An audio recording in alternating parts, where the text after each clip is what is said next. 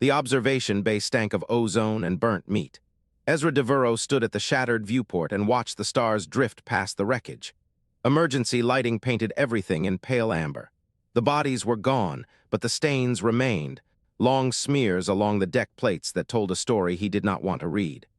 He tapped his wrist comm and began recording. Third hour of survey aboard Thyrix outpost designation Gamma 7. Structural damage is wrong. He turned in a slow circle. The walls bulged outward. Support beams had buckled from the inside. A crew station sat crushed against the ceiling, its bolts still anchored to the floor where they belonged. Nothing hit this place from outside. Something pushed from within. Ezra let his hand fall. His fingers found the seam of his jumpsuit and worried at it. He knew he should be afraid. A derelict alien station on the edge of charted space, no backup, no rescue for 6 light-years in any direction. Standard protocol said he should already be back on the Talveg with his samples and his scans, running for home. But discovery felt too good. He killed the recording and moved deeper into the station. His boots crunched through debris that had once been furniture. The air tasted like copper. Every step echoed in the silence. The corridor ended at a vault door. It was massive, twice his height and 3 times his width, set into a wall that had been reinforced with layered alloys. The surface was smooth and dark.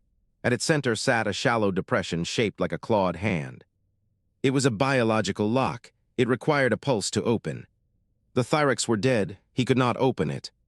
Ezra stood there for a long moment. His hands twitched. He pulled out his data slate and accessed the experimental sensor array mounted to the Talveg's hull. It was human-built and untested. It was the only reason he had this assignment. Nobody else wanted to field-test hardware on a dead station. He pointed the remote link at the vault wall and activated the array. The image came back slowly, building in layers. Metal, more metal, a gap of empty space, then heat. A warm mass sat at the center of the vault, roughly 1 meter tall and half that wide. It was generating a signal. The frequency was low and rhythmic. Like a heartbeat. Ezra looked at the vault door. He looked at the wall beside it. He had a plasma cutter in his kit. It was standard salvage equipment, designed for bulkheads and not vault walls. But the Thyrix had built this station for efficiency, not siege defense. His readings showed the side panels were only half as thick as the door. He made a decision. The cutter screamed against the alloy. White-hot sparks showered his arms. Smoke filled the corridor, thick and acrid, stinging his eyes. He worked fast and hard, tracing a rough circle, ignoring the way the heat blistered the paint on his sleeve. The alarm woke up when he was 3/4 through. It was not loud. It was insistent. A pulsing tone drilled into his skull and told him in no uncertain terms that he was violating something sacred. He kept cutting. The circle of wall fell inward with a crash that echoed through the station. Ezra dropped the cutter and stepped through the smoke, one hand over his mouth, his eyes streaming. The vault was small, bare, empty except for the thing at its center. A monolith of obsidian stood on a raised platform. It was smooth to the point of unnatural perfection. No tool marks, no seams, no imperfections. It absorbed the amber emergency light and gave nothing back. It hummed. The sound vibrated in his teeth. He felt it in his jaw first, then behind his eyes, a pressure building like a headache trying to be born. He stumbled forward a step. His vision swam. Then it stopped. The pressure released. His eyes cleared. The hum remained, but it no longer touched him. It could not take hold. Ezra blinked. He touched his own face as if checking that he was still himself. He was. The station shook. The floor bucked beneath his feet. A sound tore through the hull 50 meters behind him, metal screaming as something punched through it. Then the hiss of atmosphere venting. Then the scrape of claws on metal deck plates. Getting closer.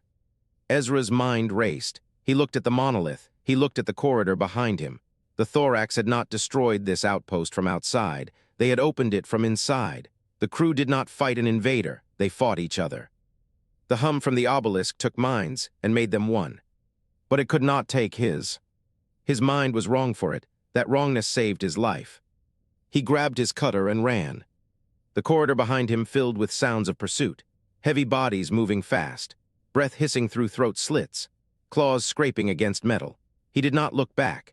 He ran through the smoke and the amber light, past the stains on the deck plates, past the buckled walls, past the evidence of what happened when a mind was not wrong enough. He reached the docking ring. The Talveg sat there, small and ugly and wonderfully human. He slapped the emergency release. The hatch opened. He threw himself inside. His hands found the controls. His fingers flew across the console. The fusion core spooled up, faster than it should have, because the engineers who built this ship had given it more power than a vessel this size needed. A Thorrax boarding pod scraped against the hull. Ezra punched the thrusters. The Talveg tore free of the station. Alarms screamed. Gravity compensators groaned. He did not care. He pulled the ship into a hard turn and pointed it at empty space. Behind him, the Thorrax ship emerged from the void. It was massive, organic, a living vessel of chitin and sinew that pulsed with its own internal light. It had been hiding, waiting. It knew what he had found. Ezra slammed the FTL drive. The stars stretched, the universe bent. The Thorrax ship vanished behind him. He had no course plotted, no destination locked. His hands were shaking, his ears were ringing. The obelisk's resonance signature was burned into his sensor logs. The energy pattern did not match anything in human or alien databases. He did not know where he was going. He only knew that whatever he just found, it was the reason an entire Thyrix outpost died, and it could not take his mind. Something out there was listening, and it had just heard a mind it could not take. The air in the Lumith cruiser tasted like nothing at all. Clean, sterile, no smoke, no ozone, no burnt meat. Ezra Devereaux sat on a bench that molded itself to his weight the moment he sat down. The walls breathed, not a metaphor. They pulsed with a slow, rhythmic expansion and contraction like a lung made of pale, organic membrane. Soft light came from somewhere inside the material itself.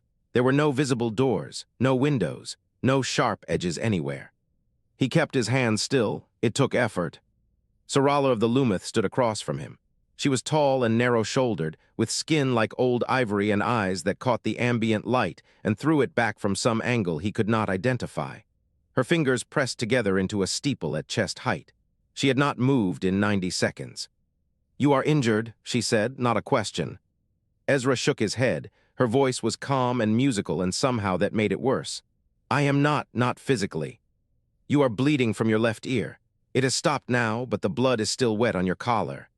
He touched his ear. His fingers came away red. He looked at the blood like it belonged to someone else. She waited. He pulled the data slate from his thigh pocket. It was cracked across one corner. The screen flickered. "I have sensor readings from the obelisk, full spectrum, thermal, gravimetric, the works." He held it out. Sarala took it. Her fingers brushed his. They were cool and dry and did not feel like skin. She studied the slate for 3 seconds. Her face did not change, but her hands stopped moving. The fingers that had been pressed together in that steeple went still. "I recognize this signature," she said. Her composure cracked, a fraction of a second. The muscles around her eyes tightened, then it was gone. "The Thorrax are not conquerors," she said. "They are a unity." She handed the slate back. Her voice stayed even, but Ezra caught the shift. She was not telling him something she had known. She was telling him something she had just realized. They do not enslave bodies. They absorb minds. The obelisk is a relay. It amplifies the hive mind's broadcast. Any species whose minds can be touched are added, willingly or not. Ezra stared at her. Every species. Every species that has encountered them. The Thyrix resisted. You saw what happened to their outpost. The walls bulging outward. Damage from within. That was their own soldiers fighting to escape their own bodies while the hive mind used their hands to tear the station apart. He thought about the vault door, the claw-shaped lock, the warm pulsing mass inside, the hum. What about species whose minds can't be touched? Sarala tilted her head. That is not a category that exists. Every thinking species in the known galaxy can feel another's thoughts. It is part of what makes us aware. Ezra looked down at his hands. They were shaking. He made them stop. "You need treatment," Sarala said. "Being that close to an active obelisk damages the mind. My people have a way of healing that kind of trauma, a network of minds that can soothe the pain. I can offer you a connection." "What would that involve?" "A touch, brief, gentle. My people will reach into your consciousness and smooth the jagged edges. You will feel pressure, then release, then calm." He did not trust her. He did not trust anything in this room, but his head ached, and his hands would not stay still. "Okay," he said. Sarala stepped closer. She placed 2 fingers against his temple. Her skin was cool, her eyes half closed. A warm pressure bloomed inside his skull. It felt like sinking into a bath, gentle, enveloping. Something old and patient reached toward the raw places in his mind, ready to soothe and reshape and quiet. Then the reaching touched him. The pressure became a spike. The spike became a crack. The crack became a splintering crash that threw him backward off the bench and onto the floor. He screamed. Sarala recoiled. Her hand flew away from his face. She stumbled back 3 steps. Her eyes were wide. Her composure was gone, completely gone. A light pattern flared on the far wall. Logician, one of the synthos, had been present the entire time. Its 3-legged chassis stood motionless in the corner, brushed metal and glowing filament. It had not spoken. It had only recorded. Now its light patterns shifted from calm blue to urgent red. The connection failed, Sarala whispered. It did not simply fail, it shattered. Logician 1 projected a series of glyphs onto the wall. Then its voice emerged, flat, synthesized. The human is not a standard biological entity by galactic definitions. Ezra pushed himself up from the floor. His head rang, his vision swam. What does that mean? Logician 1's light patterns stabilized to a deep amber, a color Ezra had not seen before. Your mind operates on a frequency that should not support consciousness. By every known model of sentient neurology, you should be non-sentient, a biological machine, reflexive only. Sarala stared at him. Her fingers were still splayed, still shaking. But consciousness exists independent of the model, Logician 1 continued. The model is wrong. The human is a paradox. His neural architecture is inert to psionic fields. No receptivity, no broadcast. He exists outside the spectrum that defines all known life. Sarala spoke. Her voice was barely above a whisper. The Thorrax cannot touch you. Ezra looked at her, then at Logician 1, then back at Sarala. That is not possible, Sarala said. Every species can be touched. Every mind has a frequency the obelisk can find. That is how the galaxy works. That is the law. Logician 1's light patterns shifted to a single steady blue dot. A new glyph appeared on the wall. The law is incomplete. Sarala stared at Ezra. Her eyes moved over him like she was seeing him for the first time. He was filthy, blood on his collar, sweat on his face. A cracked data slate in his hand. He looked like a survivor. She understood something else. He was not a victim who survived the Thorrax. He was the only creature she had ever encountered that the Thorrax could not touch, could not absorb, could not control. That made him the most dangerous being in the galaxy. The wall membrane chimed, a priority message. Sarala turned, her hand pressed against the breathing surface. The membrane parted and a crystalline node extruded itself. She touched it.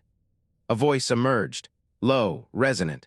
It did not speak in the musical tones of the Lumith. It spoke in the grinding cadence of the Thorrax horde. It was not addressed to the Lumith, not addressed to the synthos. It was addressed to the anomaly. We feel you, you cannot hide. Join us or we will unmake everything that made you. The message ended. Sarala turned back to Ezra. He did not look afraid. He looked angry. The circular chamber had no floor, no ceiling, no up or down worth trusting. Sarala floated at the center of the Lumith delegation, her arms crossed against her chest, her toes pointed downward out of habit that defied the null gravity. The synthos station was a sphere of polished metal and silent air, and the meeting chamber was its hollow heart. Representatives from 4 species drifted in loose formation around a holographic projection that burned cold blue light across their faces. The map showed the border. Systems were dying. 3 per cycle. The numbers did not lie. Wing Commander Kest broke the silence first. His talons scraped against the metal plate he had anchored himself to, a deliberate show of contempt for the weightless decorum.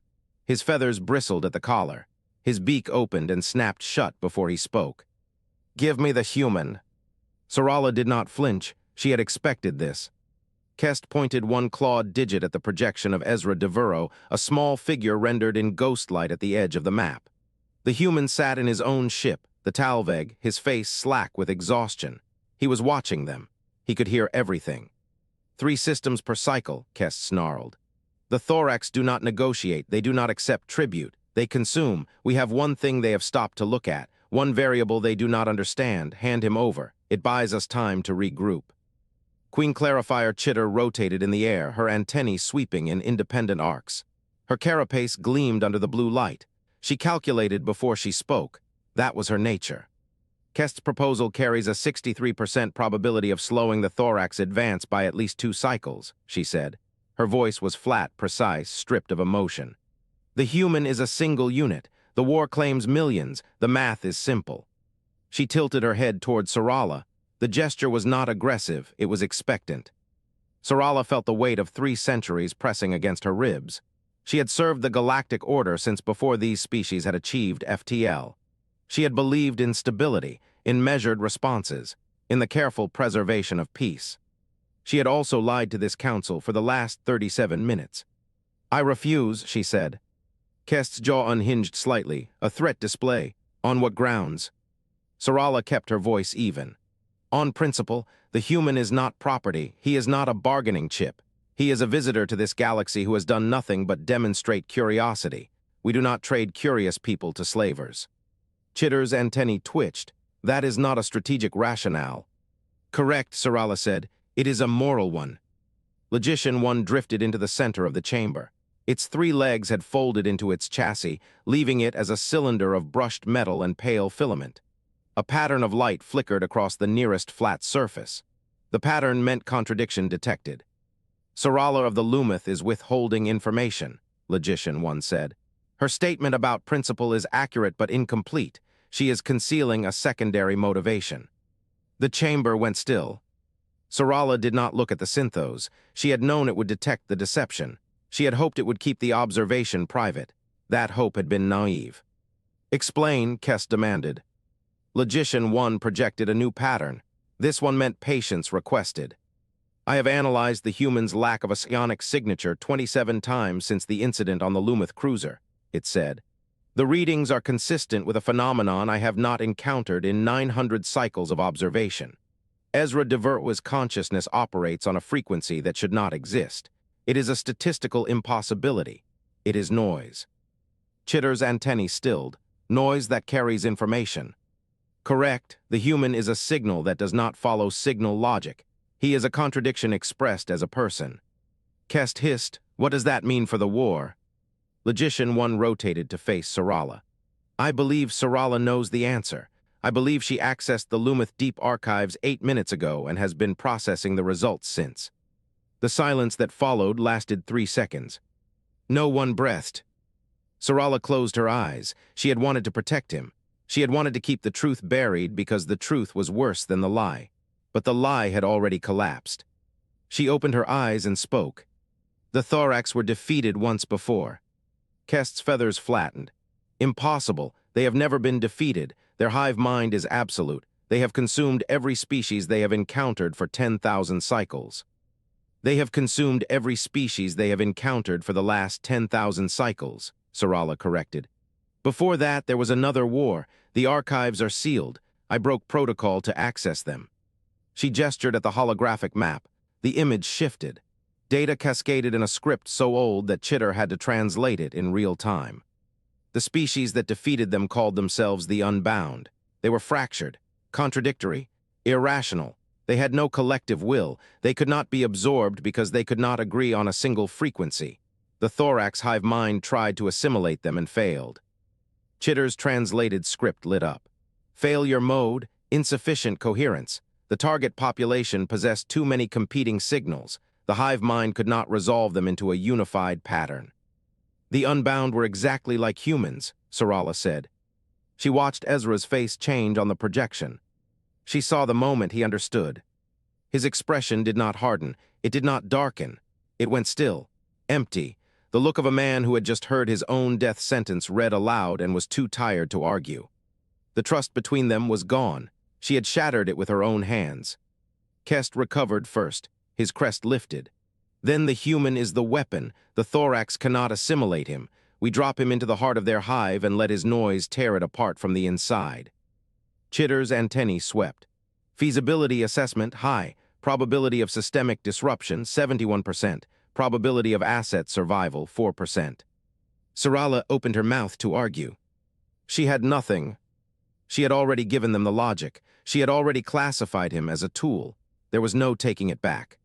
Logician 1 floated to the center of the chamber. Its light pattern shifted to resolution achieved. "The motion is clear," it said. Deploy the human to the Thorrax homeworld. Use his disruptive frequency as a directed weapon. The Coalition fleet provides cover. The human enters the hive mind alone.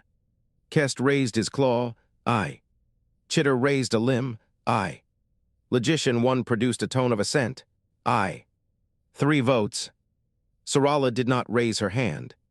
She looked at the projection, at the human who had trusted her, at the man she had just condemned to a 4% chance. Ezra stared back at her through the light. He did not speak. He did not need to. The motion passed, the decision was made, the weapon had been approved. And the weapon was watching her with the flat, patient eyes of someone who had just learned that the galaxy was not curious about him. The galaxy wanted to use him up. The null chamber swallowed every sound before it could exist. Ezra sat with his back against the wall and his knees drawn up. He held the data slate in both hands. The screen cast a pale rectangle of light across his face. His breath moved in and out. He heard it in his own skull because there was nothing else to hear. No hum of life support, no vibration of engines, no distant footsteps. The silence was so complete it pressed against his eardrums like weight. He had been in the chamber for 7 hours. He had stopped pacing after the first 3. There was nowhere to go and nothing to see and no one to talk to. He was alone in a box of engineered emptiness. He lifted the slate and thumbed the recording icon. A red dot appeared. Ezra Devereaux, exobiologist, Earth Registry 749er Kilo, personal log. He paused. The silence rushed in to fill the gap. Mom, Dad, if anyone ever plays this, I want you to know I was thinking about you when I made it. Not because something bad happened, because I was happy. Does that make sense? I was happy. I saw something incredible out here. I touched something that should not exist, and I am glad I came. He stopped again. His thumb hovered over the pause button. He did not press it. I looked at the sky last night, through a viewport on the Lumith cruiser.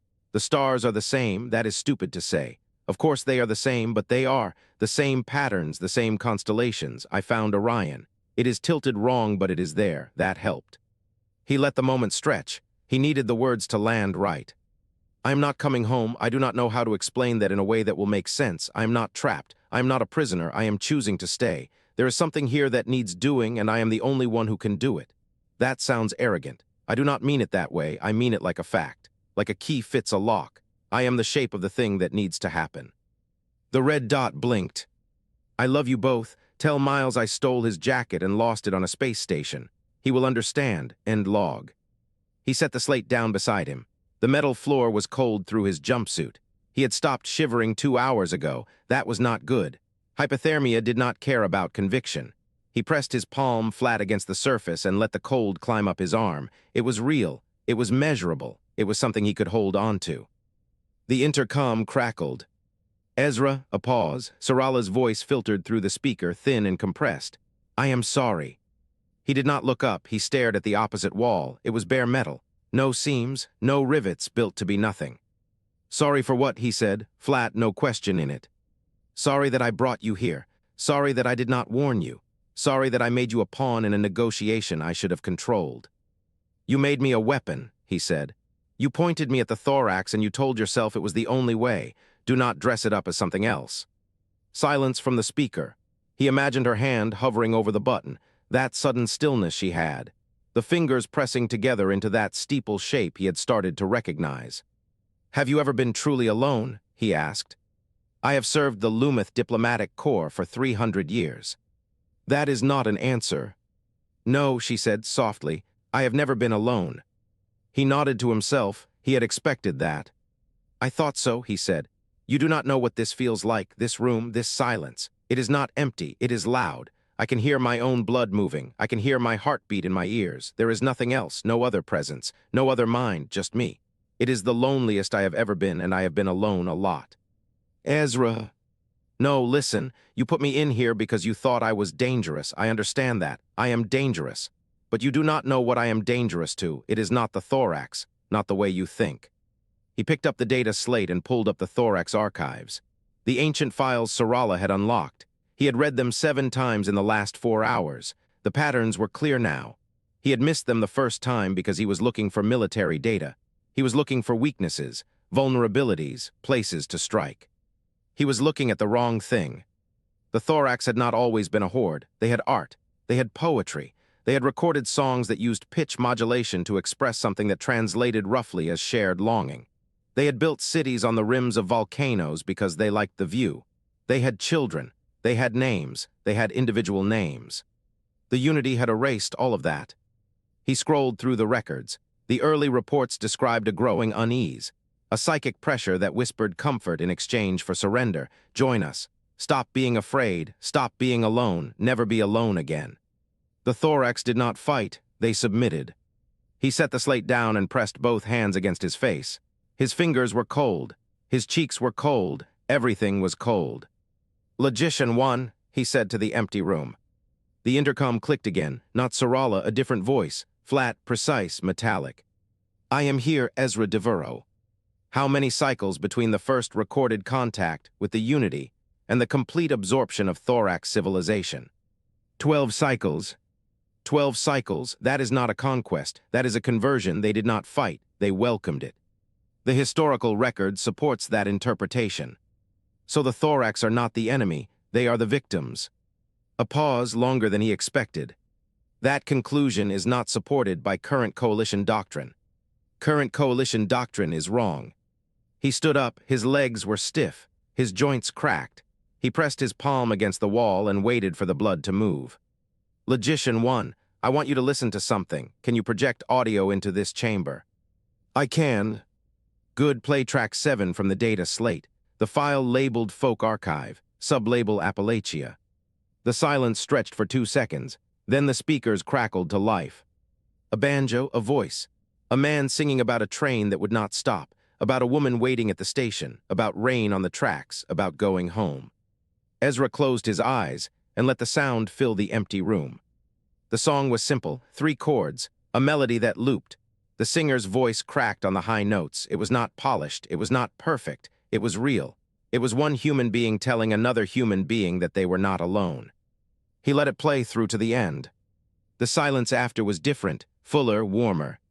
"Logician 1, he said.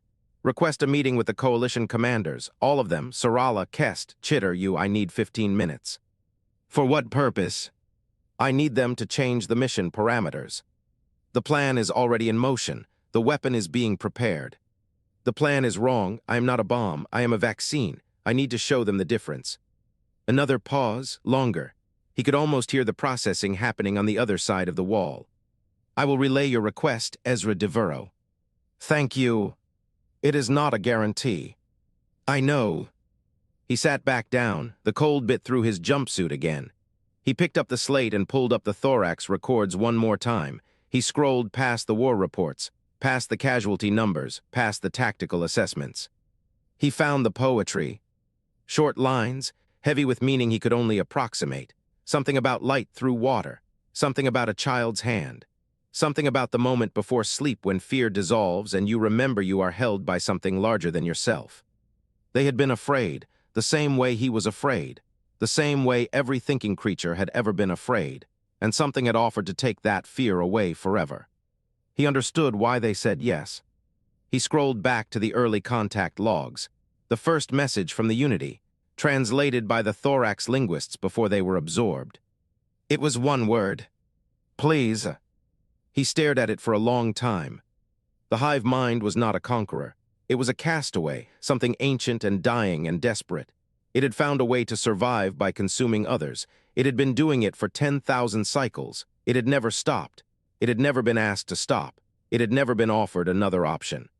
He set the slate down. The intercom clicked. "Ezra Devereaux," Logician 1's voice, flat, neutral. "The coalition has agreed to hear your proposal. You have 15 minutes. He stood up. The door cycled open. Light spilled in from the corridor. He walked toward it. His parents would never see the stars again. The Thorrax would never sing. The hive mind had been alone for longer than human civilization had existed. He stepped through the door. Someone had to teach it how to stop. The Crix biocarrier pulsed with veins of green and amber light that ran beneath translucent plating like a living nervous system. Ezra Devereaux sat inside the ejection pod and watched the approach vector through a thin display. His hands were still. They had stopped fidgeting 3 hours ago. Sarala's voice came through the pod's speaker, calm, precise, almost gentle. The swarm ahead of them blotted out the stars. It was not a fleet in any human sense. It was a solid mass of organic hulls and connected tissue, a continent of living metal and cartilage that moved as one organism. The Thorrax horde had consumed 3 systems per cycle. Now it waited for them, patient and endless. Ezra touched the quantum node bolted to the floor beside his seat. It was cold. It hummed at a frequency he could feel in his teeth. He remembered the color of the sky on Earth, late summer, the blue that went on forever. He held that image like a stone in his pocket. Sarala's voice returned. The fleet was moving into formation. Kest's dreadnought slid past the carrier, its neutronium hull catching the bioluminescent light and throwing it back in dull silver. The wing commander had not spoken a word since the battle briefing. He did not need to. His ship moved like a blade thrown at a target. Queen Clarifier Chitter broadcast a single update. The outer swarm was 300,000 units from contact. The math was precise. The tone was flat. Ezra closed his eyes. The battle began with light. Plasma lances cut through the void from the Lumith cruisers, bright and silent and devastating. They struck the leading edge of the swarm and boiled organic hull into vapor. The Thorrax did not scream. They did not scatter. The holes in their formation closed before the plasma finished dissipating, new biomass growing across the wounds like scar tissue with a purpose. Sarala ordered the second volley. The cruisers fired again. The swarm absorbed the damage and kept coming. Kest's dreadnought accelerated ahead of the formation. It moved faster than a ship its size should have moved, its engines burning white-hot at the edge of failure. The Thorrax responded with focused fire, tendrils of energy that lashed across the dreadnought's shields and stripped them layer by layer. Kest did not decelerate. He broadcast on an open channel. His voice was sharp and final. His ancestors had never broken formation. Neither would he. The dreadnought hit the swarm like a fist through paper. Neutronium hull met organic plating and the Thorrax's perfect unity shattered at the point of impact. A gap opened. A wound in the continent. A space where the swarm's coordination stuttered for half a second. Chitter launched the pod. Ezra felt the acceleration press him into his seat. The pod was small. It was fast. It was engineered to be the least interesting object in the battle space. No weapons, no shields, no emissions that screamed threat. Just a piece of debris tumbling into the gap. The Thorrax noticed it immediately. He felt the shift before his display registered it. The pressure in his skull swelled like a rising tide. The psionic field of the swarm was not a signal you heard. It was a weight you carried. It pressed against his temples, his sinuses, the soft tissue behind his eyes. It felt like drowning from the inside out. The pod entered the gap. Biomass closed behind it. The stars vanished. Ezra breathed slowly and deliberately. He counted each breath. He thought about the color of the sky on Earth. He thought about arguments he had lost and arguments he had won. He thought about the last time he had been truly alone, before the null chamber, before the Thorrax, before any of this. He remembered standing in an empty apartment at 3 in the morning. He listened to the refrigerator hum. He felt the weight of a silence. It was his own. The pressure intensified. It pushed into his consciousness like fingers probing a wound. The hive mind was examining him. It found a shape it did not recognize, a signal that did not match any psionic signature in its memory. It pressed harder. Ezra gasped, his vision blurred at the edges. The pod's interior seemed to darken, the walls closing in, the air turning thick and wet. He could feel the hive mind's confusion. It was not an emotion. It was an absence of expectation, a gap where certainty should have been. It found his memories. It found the color of the sky and did not understand why that image mattered. It found arguments, bitter, petty human arguments, and could not integrate them into a single will. It found grief. It found stubborn hope. It found attachments to people who were dead, people who were alive, people he had never met. It found a contradiction in every direction. The hive mind hesitated. For the first time in 10,000 cycles, it encountered a signal it could not absorb. A mind that refused to collapse into unity, a noise it could not filter. Ezra reached for the quantum node. His fingers found the activation switch. He pressed it. A connection opened, instant, absolute, spanning the distance between the pod and Logician 1 on the Synthos station far behind the fleet lines. He spoke one sentence. His voice was steady, raw, certain. "I am inside, start the transmission." The Synthos station received the signal. Logician 1 began broadcasting. The data stream was not a weapon in any conventional sense. It was a recording. A history. A flood of human experience that spanned centuries and continents and languages and ideologies.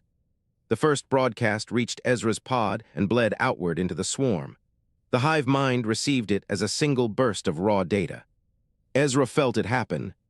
The Thorrax Collective will encounter the Treaty of Westphalia and the bombing of Hiroshima and the fall of the Berlin Wall and the invention of jazz.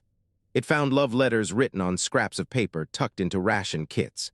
It found arguments about philosophy shouted across crowded rooms. It found lullabies sung by parents who had no hope of survival.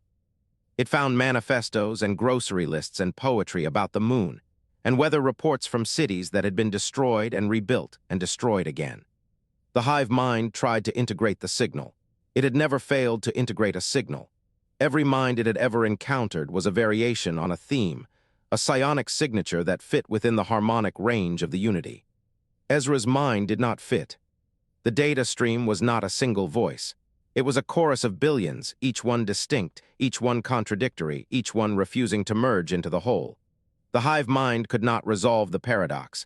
It could not find the underlying unity. It could only receive the noise. The swarm's coordination fractured. On the Serenity's blade, Sarala watched her display as the Thorrax formation began to stutter.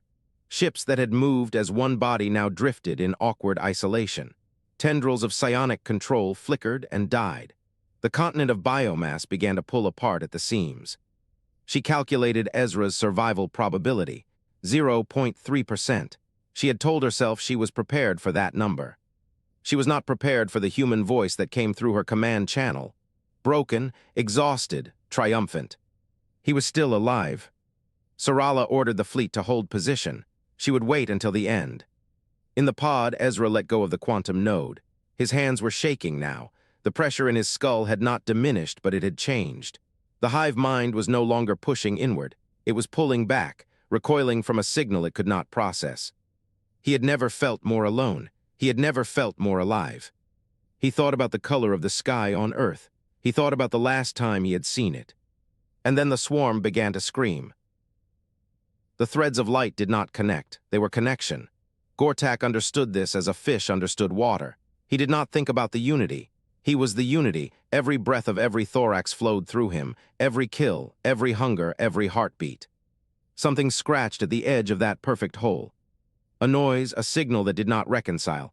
It entered the network like a splinter entering flesh, small at first. Then it spread. Gortak felt the rhythm of his own pulse as a separate thing. The sensation startled him. He had not felt his own heartbeat in 10,000 cycles. He tried to push back. He concentrated the will of the hive mind into a single command: absorb. The signal did not absorb. It propagated instead. Each node that encountered it did not consume it.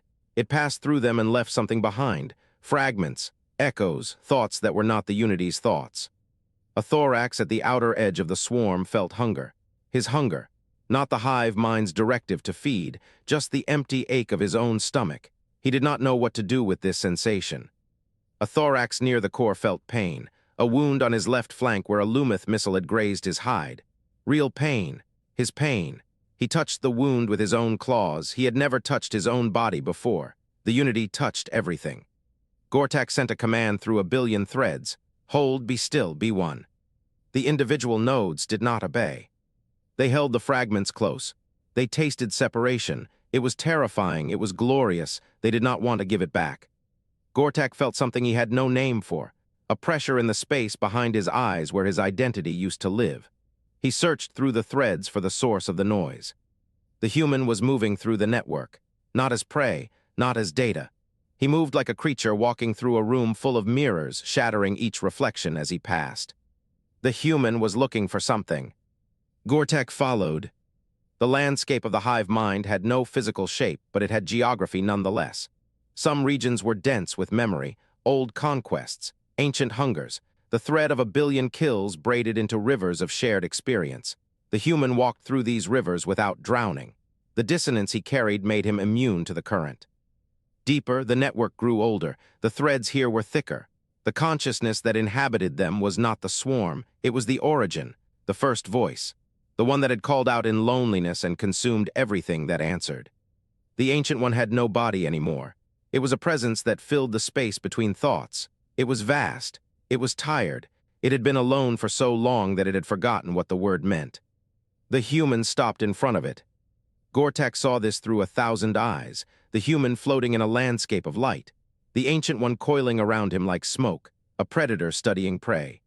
But the human did not flee. He spoke. The sound of it was strange in this place. The hive mind did not use sound. It used meaning pressed directly from one mind to another. The human used words, inefficient, perfect. The human said something about blue sky, about arguments that ended in laughter, about grief that was carried alone because that was the only way to carry it. He said the word for the bond between beings who chose each other. Friendship. The Ancient One did not understand the word. It searched the billion memories it held and found no equivalent. The Thorrax had not had friends. They had had the hive mind. Before the hive mind, they had had enemies and territory and the brief pleasure of claws in flesh. Nothing between. The human explained.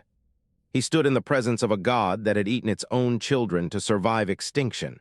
He stood in the heart of a consciousness that had crushed 10,000 species into silence. He stood and offered company. Not surrender, not defeat, company. The Ancient One reached for the concept. It was a shape the human's mind held easily. A relationship between equals. A bond that required two wills that remained two wills, not consumption. Connection without erasure. The Ancient One had never had this. It had been alone since before the first Thorrax hatched. It had survived by taking. It had never known how to receive. It wanted to accept what the human offered. It did not know how. Through the network, Gortak felt the hesitation. He pushed past the human. He reached with his physical body, the one still floating in the void beyond the swarm. His claws found the pod. He tore the hatch open. The atmosphere screamed as it decompressed. The human was inside, unmoving, hands at his sides, eyes open. The human was not afraid. Gortak had seen fear in 1,000 species. The smell of it, the shape of it in the mind. This creature had none. It looked at him with those strange, soft eyes and did not flinch. The human spoke again, not to Gortak, to the thing behind him. I can stay. The Ancient One heard the words through the noise of the human's signal, the dissonance that could not be absorbed, the broken frequency that should not exist. It made a choice. Gortak felt the unity begin to dissolve, not as a rupture, as a release. The threads of light went dark one by one. The billion voices that had been his voice for 10,000 cycles fell silent. He was alone in his own skull for the first time since he was a hatchling. The silence was unbearable. He screamed, no sound came out. His body did not know how to make sound without the hive mind directing it. He stood over the human with claws extended, paralyzed, lost. Around him, the swarm collapsed. Bioships drifted without purpose. Thorrax warriors floated in the void, suddenly aware of their own bodies, their own breath, their own terror. They had never been alone before. They did not know what to do with themselves. On the bridge of the Lumith cruiser, Sarala watched the tactical display change. The probability markers shifted. Chitter's voice came through the comm, flat with disbelief. Victory probability is now 87%. Sarala did not answer. She was watching the human signal on her own display. It was still there, steady, unchanged, the noise that had shattered an empire. Gortak knelt, not because he chose to, because his legs would not hold him. He stared at the human's face. The human watched him. For a long moment, there was nothing. Then Gortak spoke. His voice cracked from disuse. The words came out wrong, shaped by a mouth that had not formed its own speech in 10,000 cycles.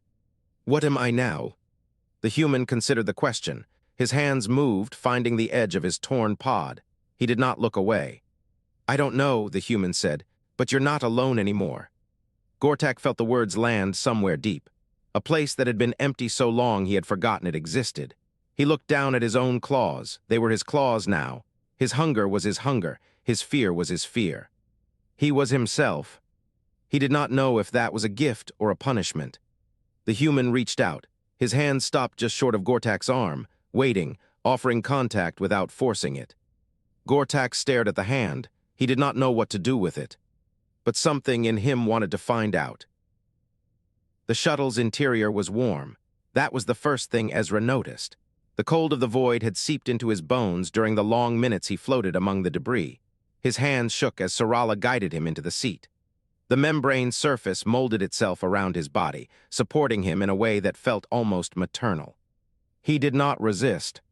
"Your core temperature is dangerously low," Sarala said. Her voice was calm. Her hands moved across a control panel. "I am routing emergency heat to your compartment." Ezra nodded. His teeth chattered. He watched through the viewport as fragments of the Thorrax swarm drifted past. Pieces of bioship caught the light of a distant star. They moved like dead leaves carried on a current no one could see. "The war is over," he said. It was not a question. "It is." "What happens now?" Sarala did not answer immediately.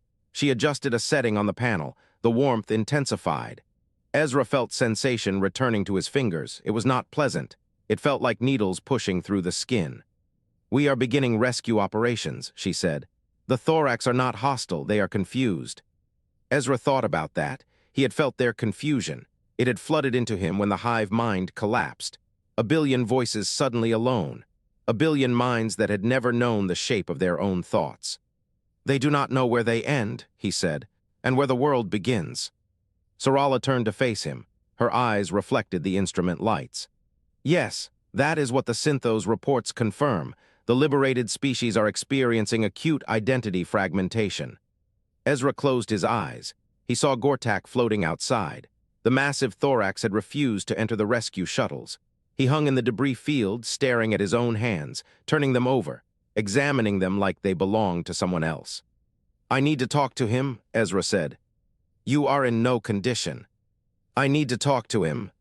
Sarala studied him for a long moment, then she nodded. The shuttle maneuvered through the wreckage. Ezra watched Gortak grow larger in the viewport. The Thorrax did not flinch as the airlock opened.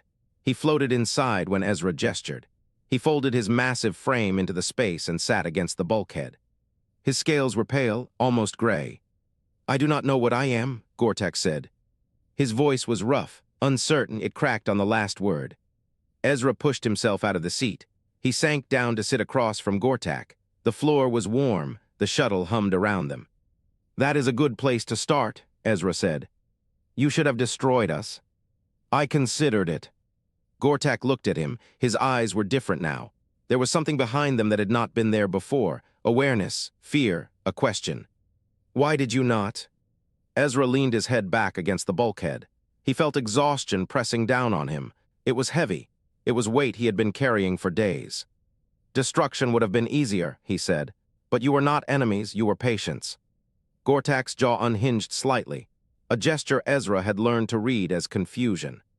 "The Ancient One," Ezra said. "It was not evil, it was sick. It had been alone for 10,000 cycles. It could not ask for help, it did not know how. It consumed us.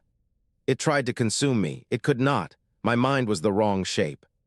Ezra paused. He thought about the Ancient One, the vastness of its loneliness, the way it had reached for him not with malice but with desperation.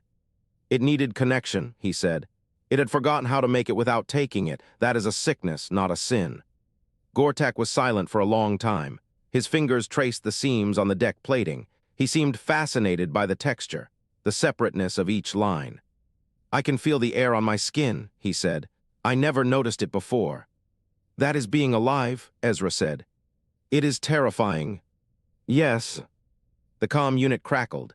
Logician One's voice came through, flat and precise. "I have completed preliminary analysis of the liberated species data streams. This is the most inefficient outcome possible." Ezra almost laughed. "Of course it is. I also declare it optimal." The silence that followed was different. Ezra felt Sarala watching him. He looked up. Her hands were pressed together in that steeple shape she made when she was thinking. "The liberated species will need guidance," Logician One continued. "They have no framework for individual identity. They will require extensive therapy, social structuring, education in basic self-concept. The projected timeline for full reintegration is 7.3 cycles. This is an estimate. It is likely optimistic." "We will help them," Sarala said. "That is a significant resource commitment," Logician One said. "I am aware." Ezra looked at Gortak. The Thorrax had not moved. He was still staring at his hands. "I do not know where to go," Gortak said. Ezra did not answer. He watched the stars through the viewport. They looked different now, smaller, less threatening. "I want to stay," Gortak said. With you, I want to learn what this is. Ezra looked at him, at the creature who had been a weapon for 10,000 years, at the mind that had just been born. I do not know how to teach you, Ezra said, but we can figure it out together. Gortak's hand moved, slowly, tentatively. It reached across the space between them and stopped, waiting. Ezra reached back. His hand closed around the Thorrax's claw. The grip was light, careful, two beings holding on to something they did not fully understand. Outside, the stars waited. For the first time in 10,000 cycles, they were not silent.